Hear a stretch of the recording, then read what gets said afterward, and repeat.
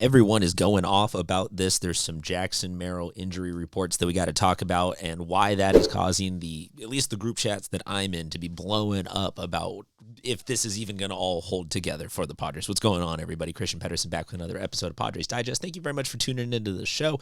If you want to drop a comment on anything that we're going to be talking about in this video, because we also later in the video will have some roster updates to get to, some minor league moves just to clean up some transactional business, drop a comment or that, or comment on anything you want to have a video on. Plus, if you could hit the subscribe button, it would be much appreciated. If not, though, zero worries ever about that. Let's go to the report from Andy Heilbrunn. Shildt saying that Jackson Merrill has been dealing with an ankle, quote-unquote, that's been bothering him. That it's sore, but doesn't think it will be beyond a day-to-day type of thing.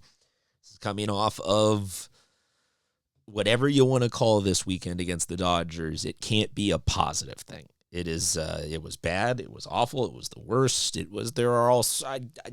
Andrew did his reaction videos to it. I tried to. I sent texts about sell the team.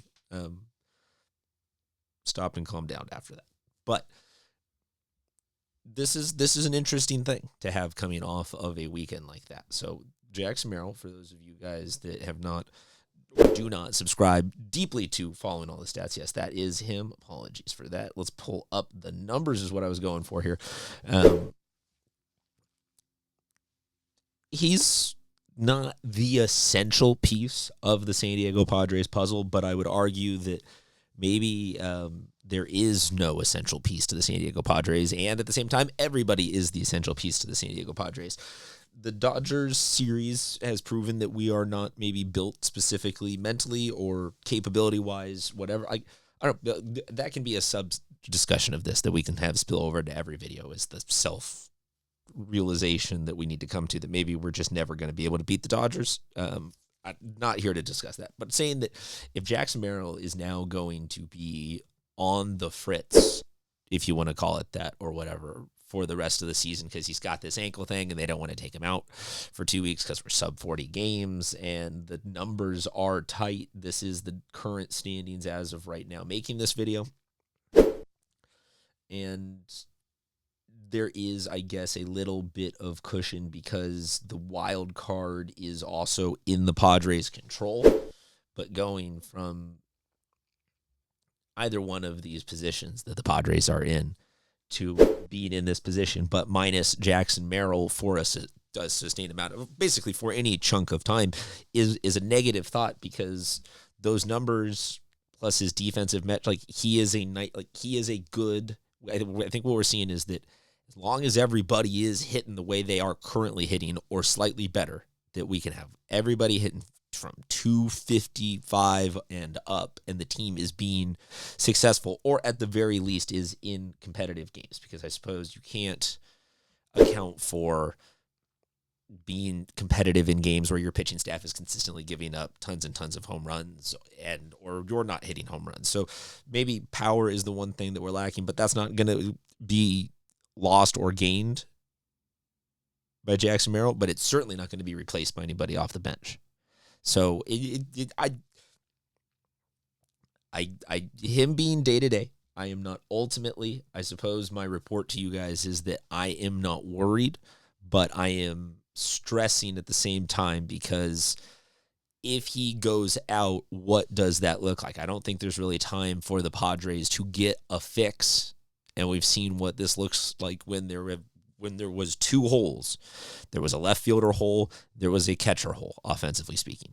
If we look how we did with no holes, how we've done with only having two holes, the results dramatically differently. So I do worry in the back of my mind that if this Merrill thing is gonna at all, because sometimes, and I'm knocking, trust me, on the studio wood, but sometimes baseball gonna baseball, and you round a base funny, you slide into something. I'm trying not to speak that into existence, but at the same time, my job is content creation, so I'm trying to ask out loud, drop a comment on this. Do you think that there is a replacement?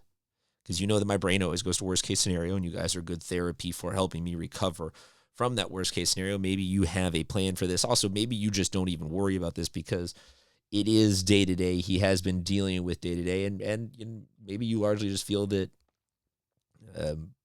soreness is a part of baseball. As you can see here, the quote is that it was sore.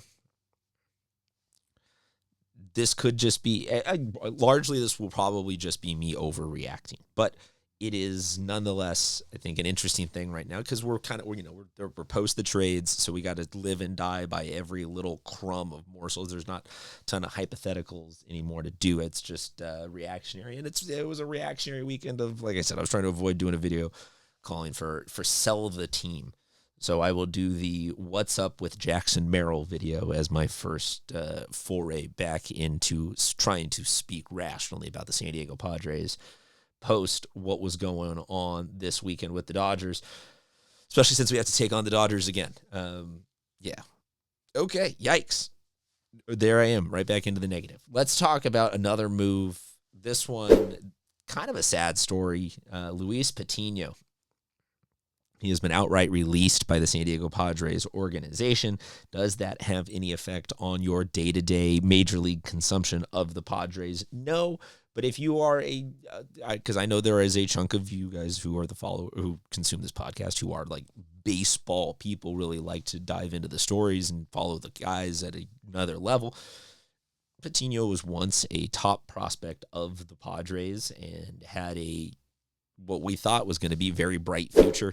Never seemed to really get the walks under control any time he was sniffing the major leagues. Yeah, there you go. Though had to get Tommy John. Padres decided just to part ways with him ultimately. And like I said, I did say at the beginning that this is going to not necessarily impact your day-to-day consumption of the Padres, but anytime you are net just losing an arm from the minor leagues, because anybody anywhere, anytime could be needed to be called up, as we've had some starting pitching issues this season. So just losing a guy, I think, is of noteworthiness, and doubly so, given that he was once a highly touted prospect. Granted, prospects, you are welcome to jump in the comments and say that who cares about prospects. AJ certainly doesn't. So maybe that's just not that's not even non-detail. But yeah, Luis Patino released. So drop a comment. Let me know what you think on this Jackson Merrill thing. Are you give me your stress level 0 to 10 on it, and also if you want to play the hypothetical of who could fill in for him should we lose him at some point down the stretch, I think that would be a lot of fun too. Like I said at the beginning, though, if you want to drop a comment on anything else, happy to make a video on that. And if you want to hit the subscribe button, it would be much appreciated. If not, though, no worries. We will be here to talk Padres baseball all season long, every day, all day. We're keeping the faith. I hope you hang in there. 2020, I promise 2025, despite us being 2 games back right now from the Dodgers, is going to keep getting better and better. Talk to you guys soon.